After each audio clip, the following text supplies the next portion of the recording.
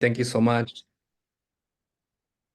Thank you so much for the introduction, Amy. Thank you, Brittany, and thank you, Carmen, for inviting me here to be here today. I'm very excited to talk to the members here. As Amy mentioned, my name is Juan Manuel, manager of program partnerships. I was born and raised in American Falls, Idaho. So that's what I call home. Came to Washington, D.C. in 2015, as Amy also mentioned, as a participant in the Congressional Hispanic Caucus Institute's internship program, one of the four programs I'm going to discuss today. It's the reason why I was able to access Capitol Hill, gain experience on the Hill. I worked on Capitol Hill for a little while before heading over as Amy said, to do my Fulbright program, eventually coming back to do some policy advocacy, and finally back here with CHCI. Um, Again, we're here today to discuss CHCI, and so I have a little bit of a presentation for us to discuss, and I'm going to share that right. All right, so we should all have presentation on your screen. Again, CHCI, our main mission is developing the next generation of Latino leaders. Um, Today, quickly go over our agenda. I'm going to do a quick introduction and history of CHCI, who we are as an organization, where we've come from, and kind of how we've developed throughout the years, right? We started as a very small organization back in the late 70s to where we are now, which is serving the largest number of participants we have ever. We're going to go over our work and the impact that we do. Specifically, I think what a lot of you all are here for, then we're going to go over our leadership programs, and then we're going to have some time for a Q&A at the end. And then I'll also leave you all my information for y'all to reach out to me. So first and foremost, I kind of want to go over a little bit regarding our cohort. Here we have our public policy and postgraduate fellows from last year. I think when people think of CHCI, oftentimes there's individuals who, are studying political science or have policy degrees. They're the ones who always find us, right? They're looking for that experience in Washington, D.C. and government. And our name tends to come up pretty automatically, right? But that's not the case among our participants who we serve.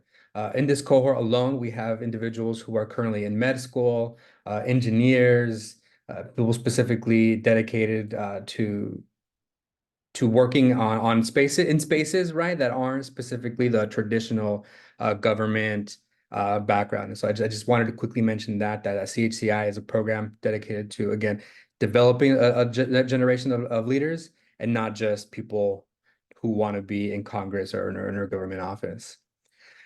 So a little quick history. CHCI was founded in 1978. Um, the first class of fellows was established in 1981, several years.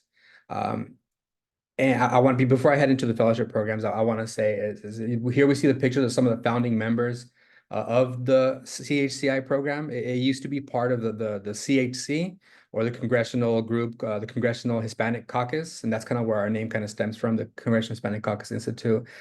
These were all the members. At this point, this is the largest that the Hispanic Caucus had ever been in history, and they saw that there was a need to expand opportunities to individuals who want to advance the standing of Latinos in the country. And so they started the program, right?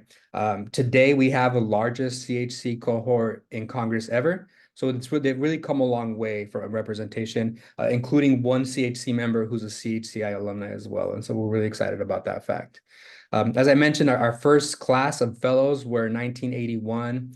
And then in 1986, the fellowship was expanded to include recent college graduates, right? At its start, it was just individuals who were in school, and then we realized that it's where people who are ready to take those next steps are ready to do it. And so, as we expand in 1996, CHCI launches our website, and it really initiates the start of the expansion of who we are and what we do. Instead of, having a connection, knowing someone who knows the member, or someone who's really giving you access to these opportunities. At that point, we really developed into an organization that's open to anybody and everyone. Other points I want to mention is establishing of a couple of other programs. In 2001, we established our scholarship program.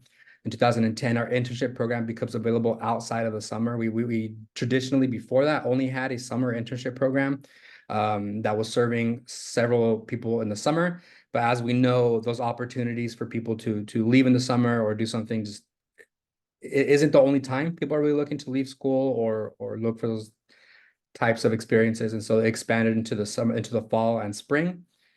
And um, we think this is also the point where CHCI's numbers in terms of our alumni base and the number of people we served each year truly expanded, right? I mentioned that currently we had our largest CHC cohort, right, members of Congress, but CHCI as a separate entity today has truly expanded further. This year we had our largest number of participants. We had 30 postgraduate and public policy fellows, 70 above 70 congressional interns, 120 participants in our high school program, and then 25 sorry, 30 individuals in our Hill Staffer program, which again I'm going to go over here in a little bit.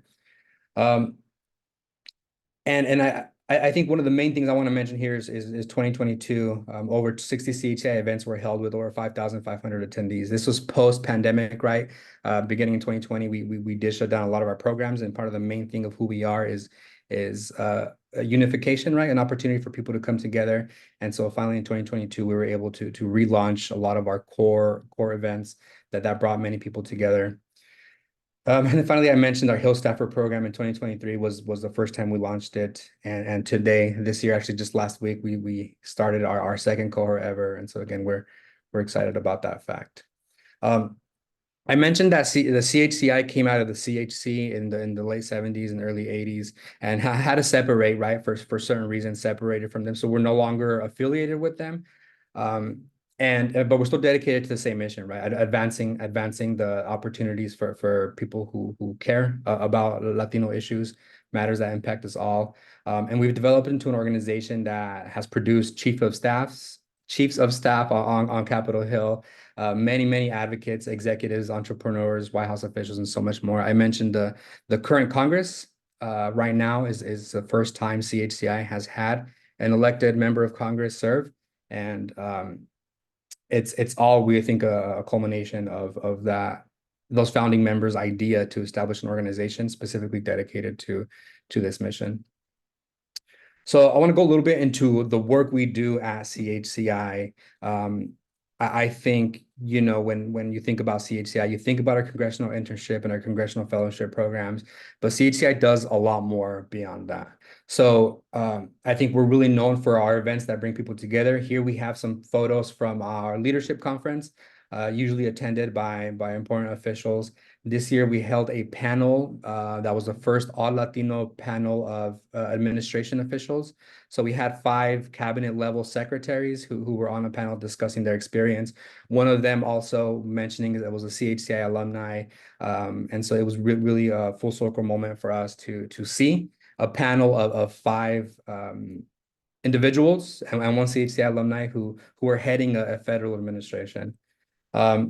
So what do? We do a lot of events and community engagement. And what does that mean? In Washington, D.C. specifically, where we're headquartered, is we have many opportunities, mixers. The pictures I just showed you were from our Hispanic Heritage Month and Leadership Conference. It's an opportunity for leaders, for thought leaders, academics, policy advocates to come together to have these discussions. And we always host panels on the most pressing issues impacting the Latino community. And it's not only an opportunity for these people to come share their thoughts, but for the community to come and grow together to find these opportunities. I don't think I can mention how many times an alumni or a current CHCI participant has come to me after these major events, like our leadership conference or our awards gala, and saying, I met someone who wants me to come work for them, wants me to come do this. And so it really is that opportunity where we as an organization bring people together to talk about this, and it's known widely as one of the largest gathering for Latino thought leaders and people who are interested in these areas. Other points of engagement is we have our issue summits, each spring and fall. CHCI holds policy issue summits. This last fall, we had our tech summit, which brought technology organizations, policy advocates together to talk about the things impacting really the community, the country as a whole, and the Latino community specifically. Some of the major subjects were AI, advancements in health issue in the health industry. And then also obviously we have some other fun events like our 5K run to lead, and then the Congressional Staff Awards, just opportunities where we're again, CHCI is really taking lead in these spaces as being a unifier, a gatherer of people to come together to show that there is force, there is numbers, and that things are getting done. Um, Here's some pictures of our gala that we recently had. President Biden joined us for our gala the past 2 years in a row. Um, the first time I ever met a president was at a CHCI gala, and so again, it's really just a good opportunity. Right here at the bottom, we have our internship cohort, a group of young leaders who are all doing great things. Hopefully, some of those will soon be some of your students. And so that goes into the next part, right, which is our programs and the why I really wanted to get the opportunity to speak to you all. Um, so I'll start at the very top. Some of these programs aren't, as undergraduate programs and community college programs. Um, your students don't qualify for these yet, but once they graduate, right, they're eligible. Our postgraduate fellowship is and I guess maybe I should do the general for all of these programs. All of these programs are fully funded by CHCI. So that means that we pay for your transportation to and from Washington, D.C. For our internship program specifically, we pay for their housing.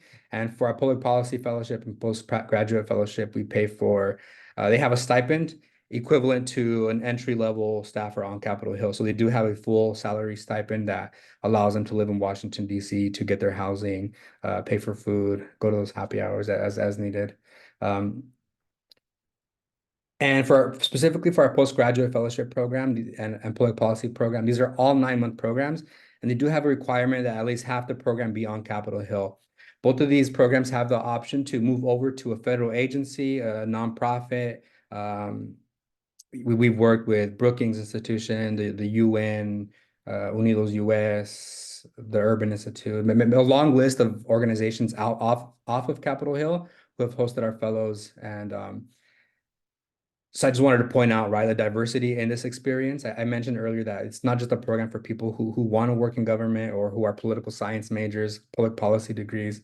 It really is for anyone who wants to use their experience to do something more. I think an example is individuals who study environmental health issues like that, they move into organizations off Capitol Hill that are advocating for not just advocating for environmental regulations or issues in that area, but also that work in that space, right? Especially public health is an opportunity where I think it's not necessarily government related, but they're implementing programs and maybe advocating for the specific funding. Our congressional internship program, we have 2 sessions. We have one in the summer and one in the fall. In the summer, our internship program is 10 weeks long, and in the fall, it is a 12-week long program. As I mentioned, it's all fully funded, and for the internship program is the only one where we pay for their housing. And they get a stipend that's maybe a little lower to cover their groceries, their living expenses while they're here in Washington, D.C. I'm an alumni of the Congressional Internship Program. It was truly a great experience. I was able to get hired in my office after the program. And so it really is the opportunity to gain that congressional experience as before you head over into the real world. The last 2 programs I want to mention are perhaps programs that we're not as well known for, but are definitely growing in numbers, and we're excited that they've been this successful so far. So the Next Gen Latino Leadership Program is a program exclusively dedicated to high school individuals. You have to be a current sophomore or junior when you apply, so entering your junior or senior year the following year. And again, this program is also all expenses paid. They come to Washington, D.C. for 1 week for an entire leadership development program that includes how to identify a school that fits your career goals, how to market yourself to a university, the resume prep, the courses like that. Ultimately, the point of the program is to develop an individual who can go back home and be a leader, right? To take those initiatives. They have ideas on how to improve their community, and we really set them up with the skills to go home and do those, and ultimately make them better qualified for the next steps in the world, whether that's college or the real world. The last program I have here is the Latino Hill Staff Academy. This program is the only one that I think is the most limited to individuals. You do have to be a current staffer on Capitol Hill to qualify for this program.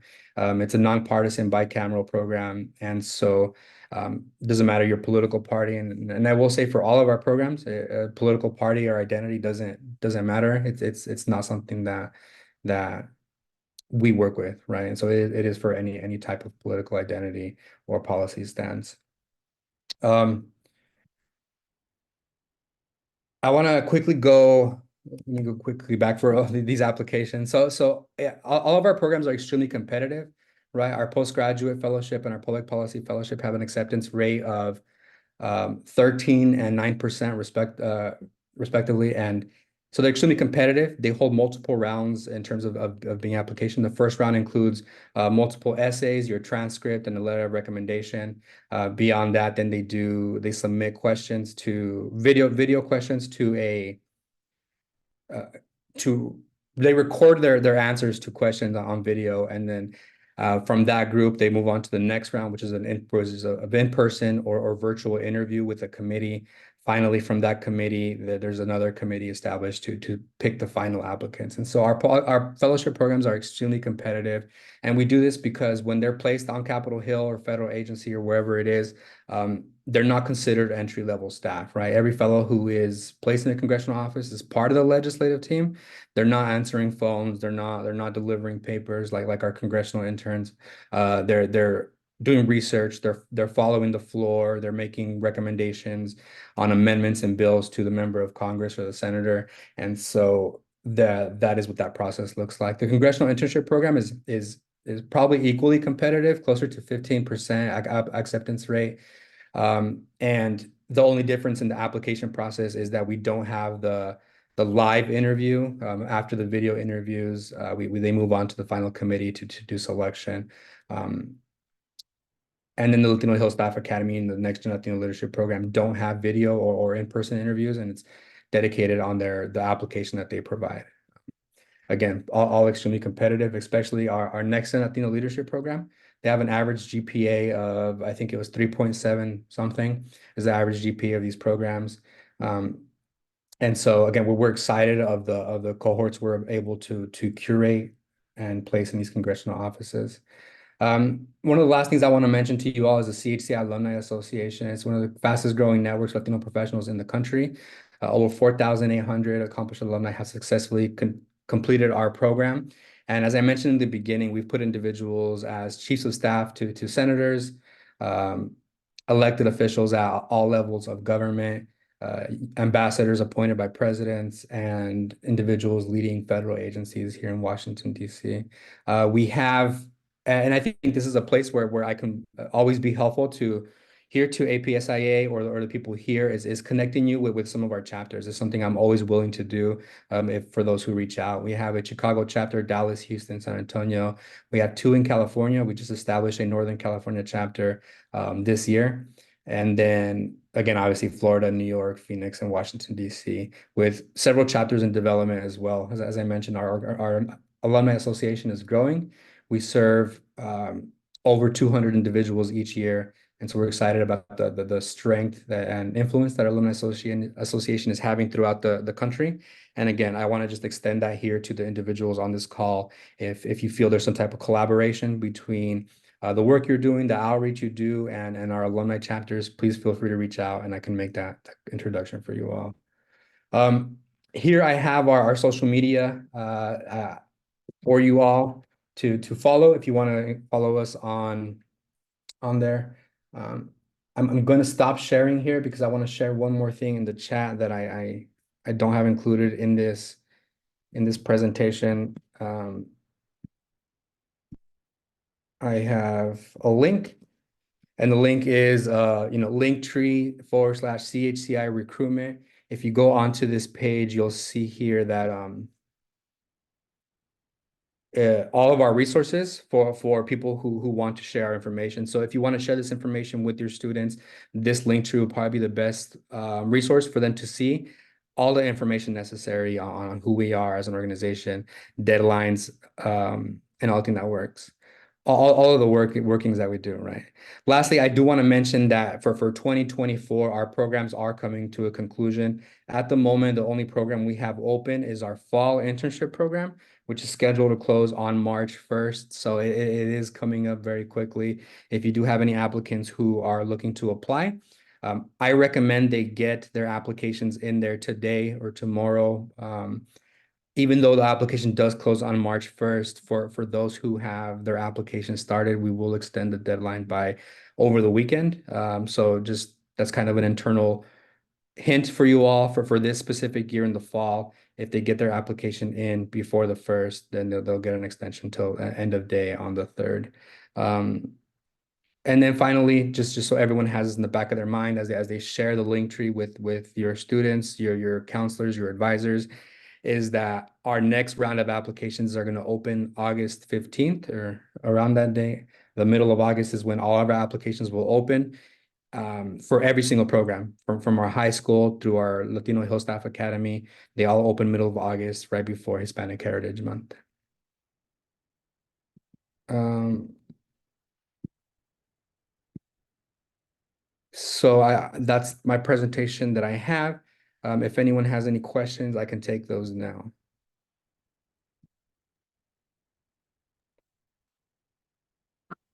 I'll ask a question.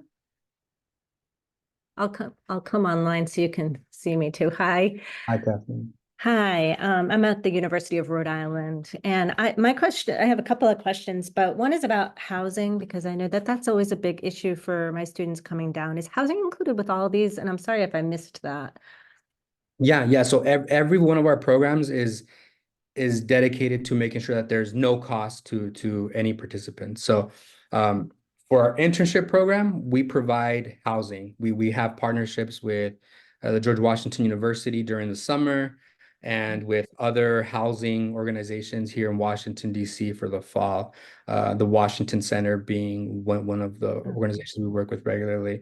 And so we cover that housing. They will have roommates. And yeah, but fully funded by CHCI. And so that doesn't, for the internship specifically, which is what your students probably qualify for at the moment, is they have the housing, which is fully furnished and includes internet covered by us. And then they still receive an additional stipend for their groceries, whatever they need. And the last thing I didn't mention, I guess, during the benefits is that all of these participants are considered employees of CHCI. So during the program, you have employer-funded insurance, right, at no cost to the participants. So that while they're here, they're ready to work. They don't have to be doing that. I know when I was in college, the health insurance I had was only because I was at the school, and so I got it through the school. And so here we want to make sure that that's not something that the individuals are something that's not, in the back of their mind. I want to mention on that same question for the fellowships, we don't cover the housing, but their stipend should cover their housing, right? They're here for a longer period of time, so they sign their own leases, unlike the interns who in Washington, D.C., they would never find a 3-month lease. And so that's the difference between the programs, is that for the interns, we find it and have it ready for them, and the fellows need to find their own housing. The other program where we provide housing is the high school program. Is we have a week stay for the whole time they're here. But again, the high school program is only in Washington, D.C. for 1 week. Okay, and if I can ask another Of course. question, then I'll turn it over to others, but is it rolling admission? Since it opens in August, are like for the summer that follows, is that a rolling admission process?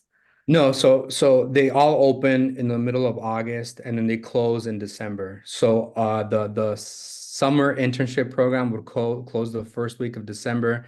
And the reason I don't have dates for you yet is because those dates do depend on a couple of things, some grants and some other issues that um, I could discuss maybe another time. But so the closing dates are perhaps a little different each year, right? But the internship program for the summer would close early December.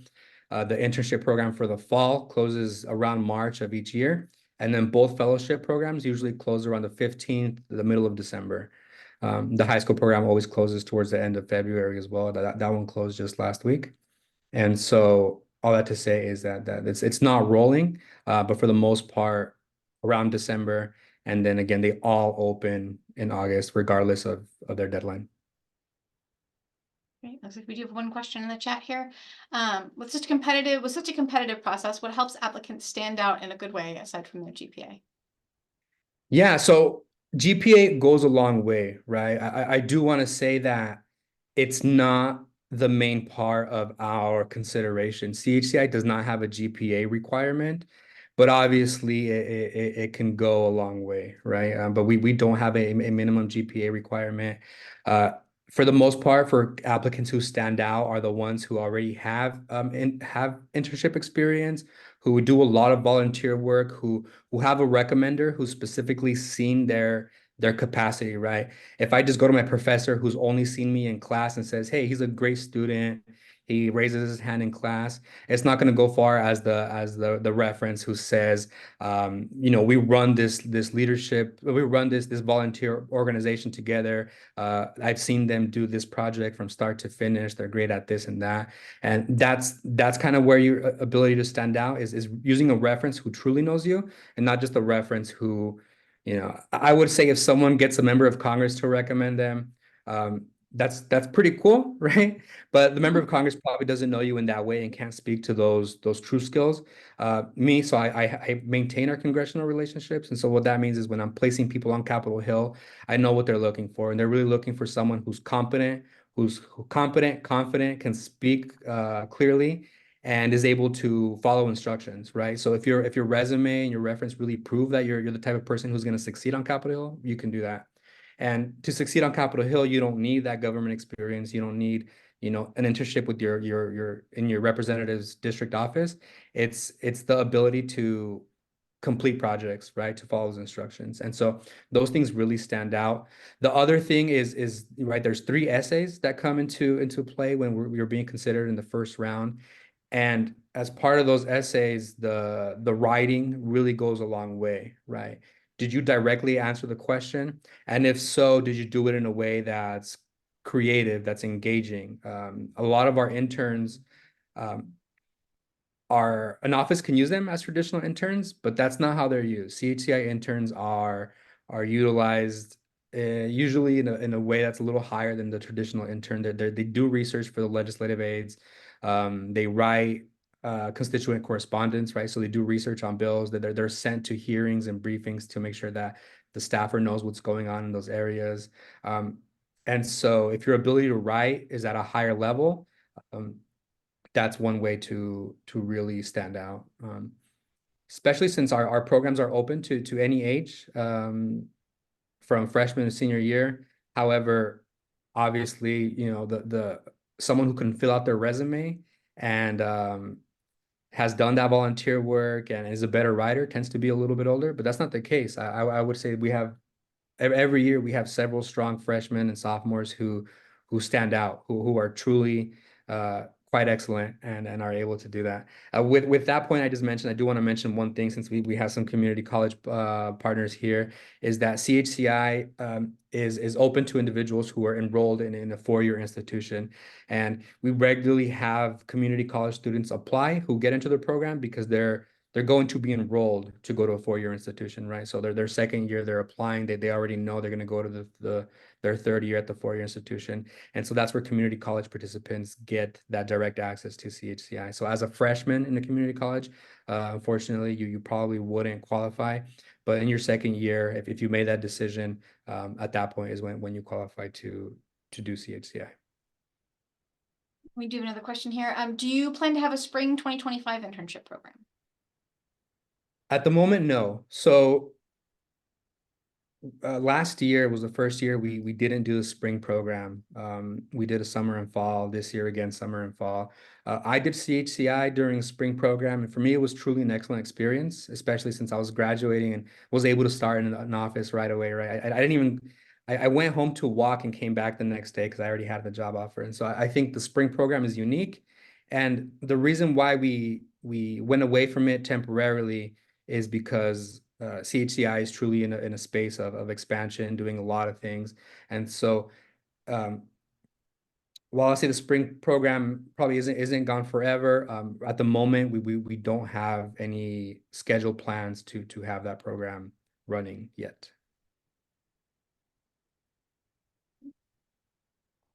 We have any other questions? I know I write my notes on Post-its and I know I've got plenty of them. This has all been fantastic information. Okay. Well, if nobody has any other questions, I do want to again respect your time. Juan Manuel, thank you so much for agreeing to come on and give us information about CHCI. It sounds amazing, honestly, and I can't wait to find students who are interested in participating and kind of push them in that direction, because I think it's a really fantastic and worthwhile program for a lot of people. 100%. One thing I realized I didn't do, because since I rushed over to our link tree, is the last page on my presentation had my email. I want to make sure everyone here has it. Feel free to reach out if you want to have a more personal conversation. If you have professors or advisors who want to have a discussion about this, happy to do it. Our recruitment team regularly does presentations for a school virtually. If a school is going to organize something like that, where we're happy to discuss what that can look like. So just reach out to me, jmartinez@chci.org, and I can have any type of discussion with anyone. Oftentimes, I'll be connected to an applicant who wants to have some type of informational. Always happy to have an informational with the prospective candidate who wants to just learn more about that experience. And as an alumni, that's always something I love to talk about.